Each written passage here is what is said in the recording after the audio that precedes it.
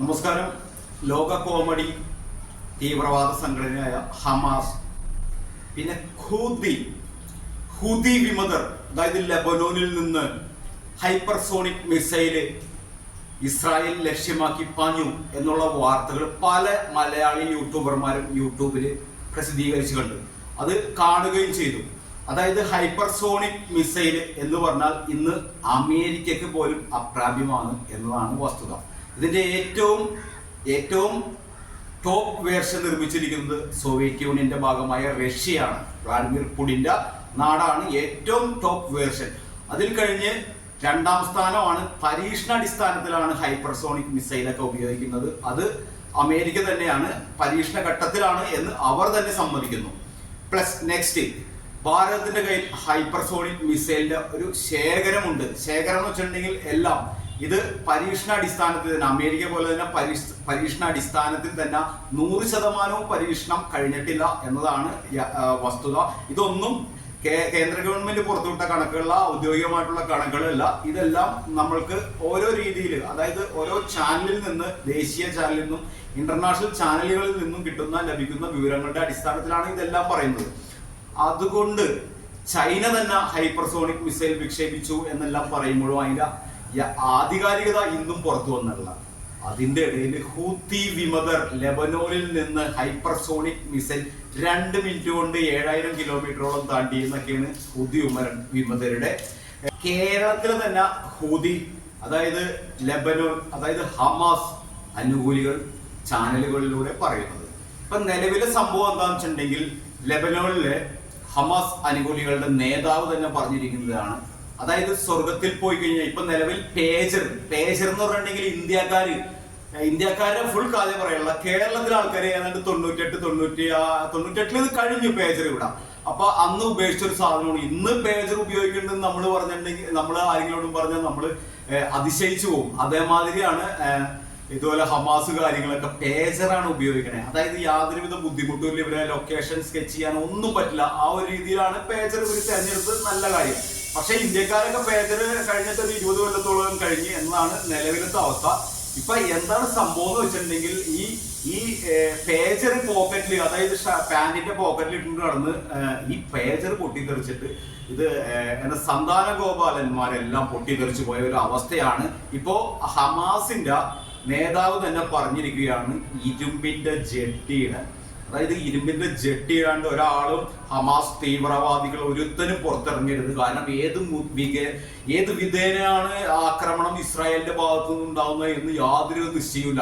TV കാണരുത് എന്നെല്ലാം തന്നെ ഉസ്താദ്മാര് പഴയ കാലം തുടങ്ങി പ്രചരിപ്പിച്ചൊരു കാര്യമാണ്. കേൾക്കാത്തതിനെ ഇന്ന് കിട്ടി. TV അങ്ങനെയുള്ള ഇലക്ട്രോണിക്സ് ഉപകരണങ്ങളൊന്നും നമ്മൾ ഉപയോഗിക്കാൻ പാടില്ല എന്ന് ലോകത്ത് തന്നെ ആഹ്വാനം ഉണ്ടായിട്ടും ആരെങ്കിലും ശ്രദ്ധിച്ചോ?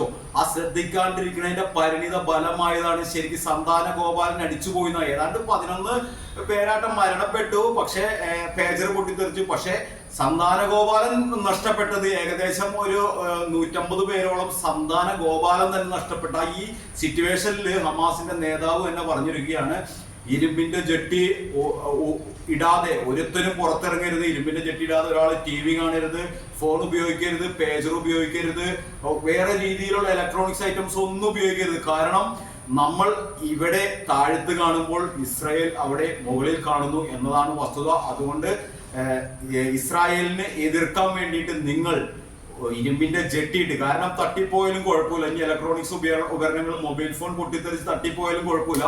സന്താന ഗോപാലന് ഒന്നും പറ്റരുത്. കാരണം നമ്മൾ സ്വർഗത്തിൽ ചെല്ലുമ്പോൾ ഏറ്റവും അത്യാവശ്യമായ ഒരു ഘടകമാണ് മുക്കാലായിട്ടുള്ള, നമ്മൾ സംരക്ഷിച്ചു പോകുന്ന മുക്കാലായിട്ടുള്ള ഈ സന്താന ഗോപാലൻ.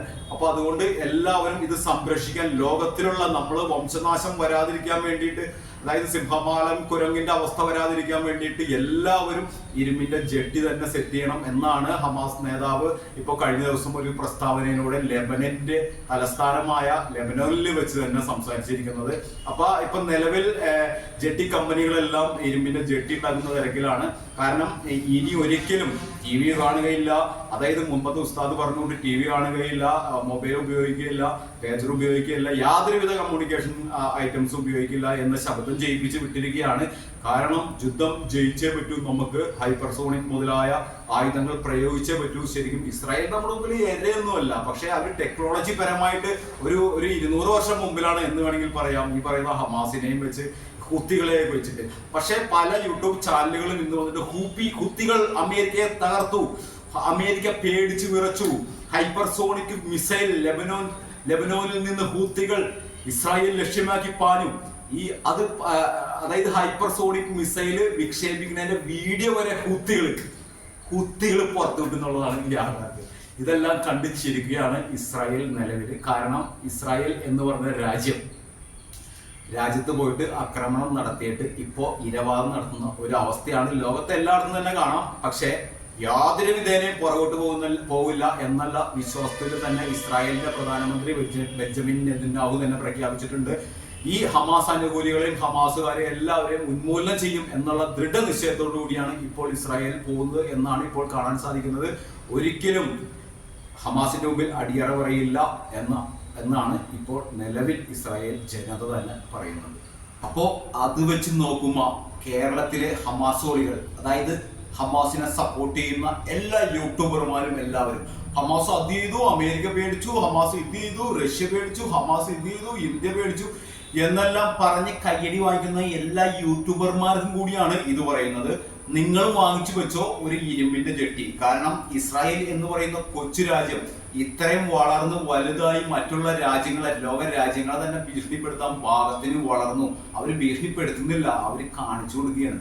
ഇത് വളർന്നപ്പോൾ ഇനി ഏതവനും, അതായത് ഫോൺ ഉപയോഗിക്കണവനോ പേജർ ഉപയോഗിക്കണോ മൊബൈലോ ലാപ്ടോപ്പോ എന്തുപയോഗിച്ചാലും ശരി, നിങ്ങൾ ഇസ്രായേലിനെതിരെ തിരിഞ്ഞാൽ ഇസ്രായേൽ നിങ്ങൾക്കെതിരെ തിരിയും എന്നതിന് യാതൊരുവിധ വ്യത്യാസമില്ല. അതിന്റെ ഉത്തമ ഉദാഹരണമാണ്.